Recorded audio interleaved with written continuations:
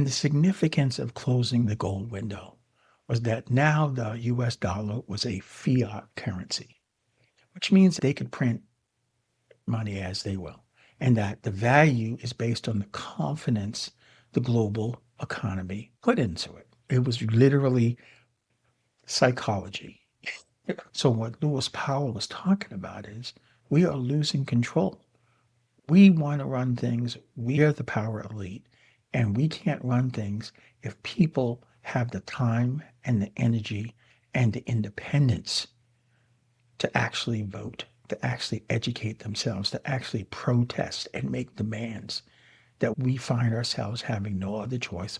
So we need to figure out a way to regain control, not only by investing in influencing our government and in influencing the media and in influencing the university system, but we have to take the ability of the American people to be economically independent, because that is what is empowering them to then put their energy into holding us accountable.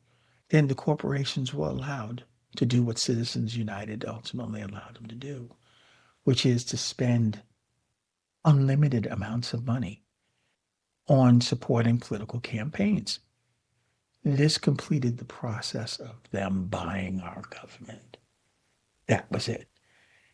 And when they didn't, he fired 11,345 air traffic controllers, and in doing so, dealt a death knell to public employee unions.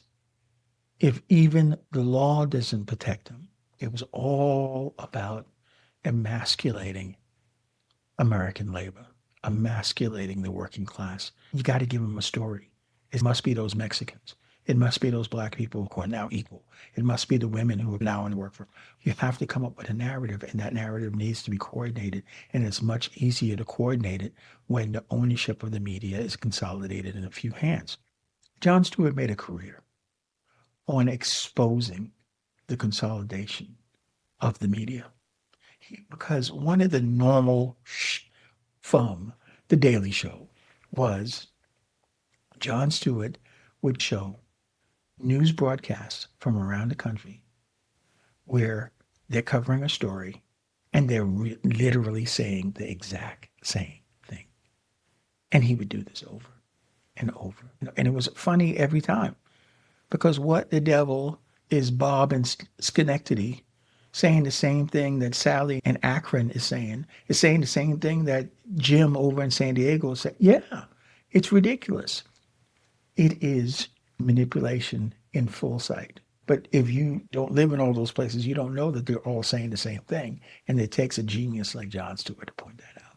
The mark was our pensions. Think about that.